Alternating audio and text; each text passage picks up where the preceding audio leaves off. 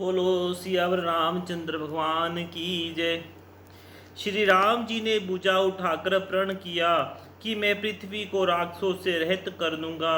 फिर संसत मुनियों के आश्रमों जा जाकर उनको दर्शन एवं संभाषण का सुख दिया। मुनि अगस्त जी के एक सुतीक्षण नामक सुजान ज्ञानी शिष्य थे। उनकी भगवान में बड़ी प्रीति थी।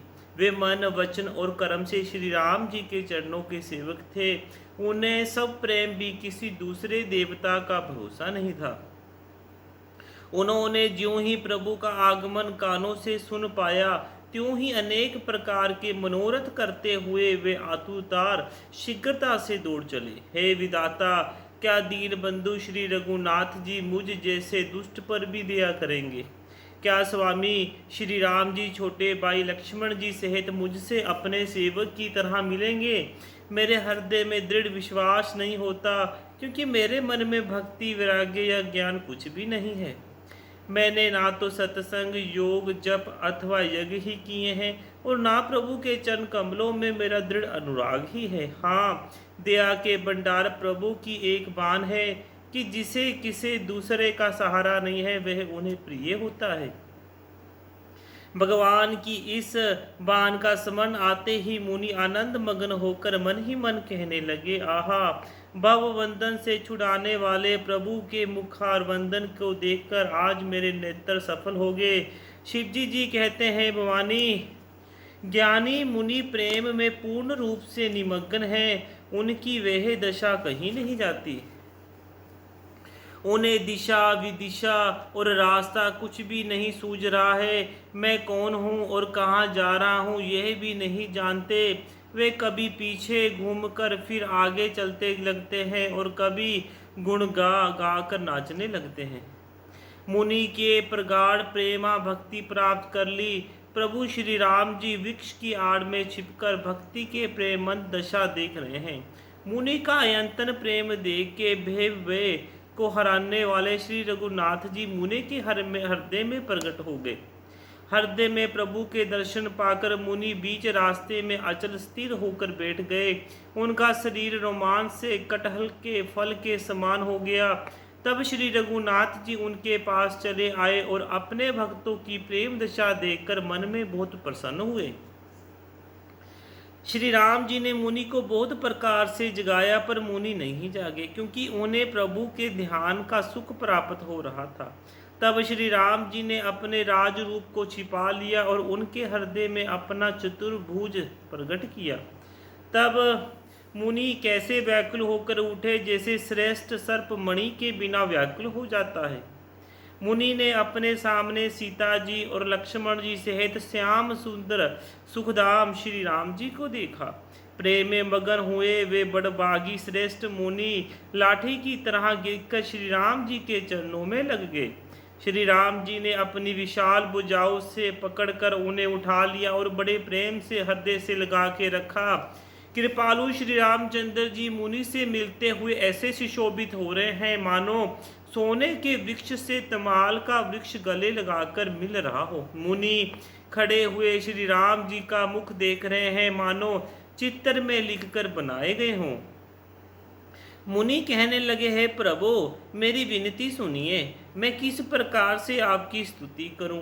आपकी महिमा अपार है, मेरी बुद्धि अल्प है, जैसे सूर्य के सामने जुगनू का उजाला है। नील कमल की माला के श्याम श्याम शरीर वाले, है जटाओं का मुकुट और मुनियों के वतकाल वस्त्र पहने हुए, हाथों में धनुष बाण लीले तथा कमर में तरकस कसे हुए श्री राम जी, मैं आपको निरंतर नमस्कार करता हूँ। जो मोह रूपी घने वन को जलाने के लिए अग्नि है, संत रूपी कमल को वन के प्रफुल्लित करने के लिए सूर्य हैं, राक्षस रूपी हाथियों के समूह के पछाड़ने के लिए सिंह हैं और भव रूपी पक्षी के मारने के लिए भाज रूप हैं, वे प्रभु सदा हमारी रक्षा करे। हे लाल कमल के समान नेत्र और सुंदर वेश वाले, सीता जी के नेत्र रूपी चकोरों के चंद्रमा, शिव जी के हृदय रूपी मान सरोवर के बलहंस, विशाल हृदय और भुजा वाले श्री रामचंद्र जी, मैं आपको नमस्कार करता हूँ। जो शेष रूपी सर्प को गरसने के लिए गरुड़ हैं। अत्यंत कठोर तर्क से उत्पत्तर होने वाले विषाद का नाश करने वाले हैं। आवागमन को मिटाने वाले और देवताओं के समूह को आनंद देने वाले हैं। वे कृपा के समूह श्री राम जी सदा हमारी रक्षा करें।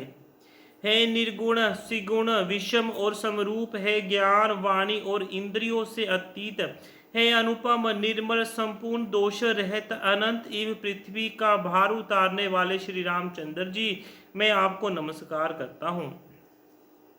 जो भक्तों के लिए कल्प वृक्ष के बगीचे हैं, क्रोध लोभ मद और काम को डराने वाले हैं। ये अंत नहीं चतुर और संसार रूपी समुद्र से तरने के लिए सेतु रूप हैं। वे सूर्य कुल की ध्वजा श्री रामचंद्र जी सदा मेरी रक्षा करें। जिनकी भुजाओं का प्रताप तुलनीय है, जो बल के धाम हैं, जिनका नाम कल युग के बड़े भारी पापों का नाश करने वाला है। श्री रामचंद्र जी निरंतर मेरा कल्याण का विस्तार करें। यद्यपि आप निर्मल व्यापक अविनाशी और सबके हृदय में निरंतर निवास करने वाले हैं, तथापि है खरारी श्री राम जी, लक्ष्मण जी और सीता जी सहित वन में विचरने वाले आप इसी रूप में मेरे हृदय में निवास कीजिए। हे स्वामी, आपको जो सिगुण निर्गुण और अंतर्यामी जानते हो, वो जाना करे मेरे हृदय को तो कौशलपति कमल नैन श्री राम जी अपना घर बनावे। ऐसा अभिमान भूलकर भी ना छूटे कि मैं सेवक हूँ और श्री रघुनाथ जी मेरे स्वामी हैं। मुनि के वचन सुनकर श्री राम जी मन में बहुत प्रसन्न हुए। तब उन्होंने हर्षित होकर श्रेष्ठ मुनि को हृदय से लगा लिया और कहा, है मुनि, मुझे परम प्रसन्न जानो, जो वर मांगो वह मैं तुम्हें देता हूँ। मुनि सुतीक्षण जी ने कहा, मैंने तो वर कभी मांगा ही नहीं, मुझे समझ ही नहीं पड़ता कि क्या झूठ है और क्या सत्य है। हे रघुनाथ जी, हे दासों को सुख देने वाले, आपको जो अच्छा लगे मुझे वही वर दीजिए। श्री रामचंद्र जी ने कहा, है मुने, तुम प्रगाढ़ भक्ति वैराग्य विज्ञान और समस्त गुणों से तथा ज्ञान के निदान हो जाओ। तब मुनि बोले, प्रभु ने जो वरदान दिया वह तो मैंने पा लिया, अब मुझे जो अच्छा लगता है वह दीजिए। हे प्रभु, हे श्री राम जी, छोटे भाई लक्ष्मण जी और सीता जी सहित धनुष बाणधारी आप निशिकाम स्थिर होकर मेरे हृदय रूपी आकाश में चंद्रमा की भांति सदा निवास कीजिए। इव मस्त ऐसा ही हो। ऐसा उच्चारण कर लक्ष्मी निवास श्री रामचंद्र जी हर्षित होकर अगस्त ऋषि के पास चले।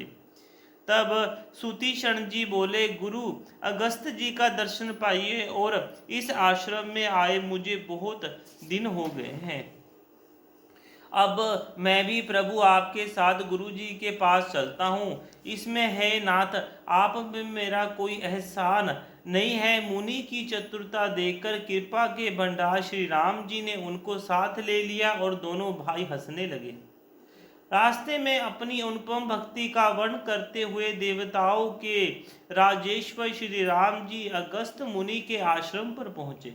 सुतीक्षण तुरंत ही गुरु अगस्त जी के पास गए और दंडवत करके ऐसा कहने लगे, हे नाथ, अयोध्या के राजा दशरथ जी के कुमार जगदाधर श्री रामचंद्र जी छोटे भाई लक्ष्मण जी और सीता जी सहित आपसे मिलने आए हैं, जिनका हे देव आप रात दिन जप करते रहते हैं।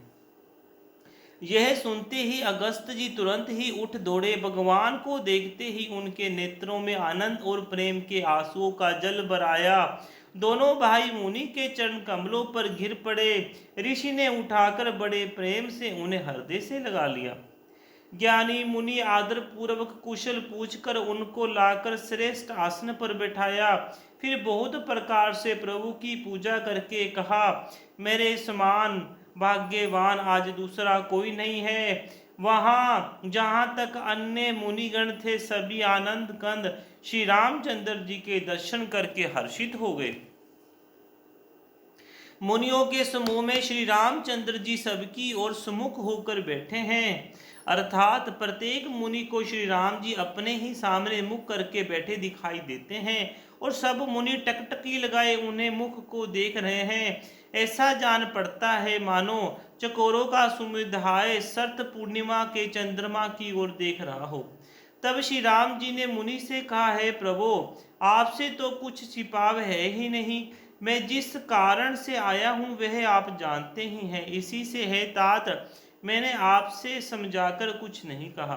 हे प्रभु, अब आप मुझे वही मंत्र दीजिए जिस प्रकार मैं मुनि के द्रोही राक्षसों को मारूं। प्रभु की वाणी सुनकर मुनि मुस्कुराए और बोले, हे नाथ, आपने क्या समझाकर मुझसे यह प्रश्न किया है। हे पापों का नाश करने वाले, मैं तो आप ही के भजन के प्रभाव से आपकी कुछ थोड़ी सी महिमा जानता हूँ। आपकी माया गुलर के विशाल वृक्ष के समान है। अनेकों ब्राह्मणों के समूह ही जिसके फल हैं। चर और अचर जीव जंतुओं के समान उनके भीतर बसते हैं और वे दूसरा कुछ नहीं जानते। उन फलों का भक्षण करने वाला कठिन और कराल काल है। वह काल भी सदा आपसे भयभीत रहता है। उन्हें आपने समस्त लोकपालों के स्वामी होकर भी मुझसे मनुष्य की तरह प्रश्न किया है। हे कृपा के धाम, मैं तो यह वर मांगता हूँ कि आप श्री सीता जी और छोटे भाई लक्ष्मण जी सहित मेरे हृदय में सदा निवास कीजिए। मुझे प्रगाढ़ भक्ति, वैराग्य, सत्संग और आपके चरण कमलों में अटूट प्रेम प्राप्त हो। यद्यपि आप अखंड और अनंत ब्रह्मा हैं, जो अनुभव से ही जानने में आते हैं और जिनका सतजन भजन करते हैं। यद्यपि मैं आपके ऐसे रूप को जानता हूँ और उसका वर्णन भी करता हूँ, तो भी लौट लौट कर मैं सुगुण ब्रह्मा में ही प्रेम मानता हूँ। आप सेवकों को सदा ही बढ़ाई दिया करते हैं। इसी से हे रघुनाथ जी, आपने मुझसे पूछा है।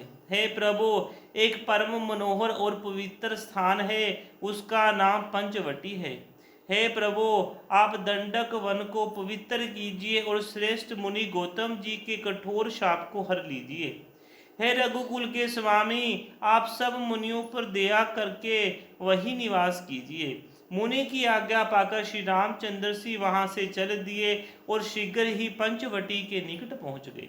बोलो सियावर रामचंद्र भगवान की।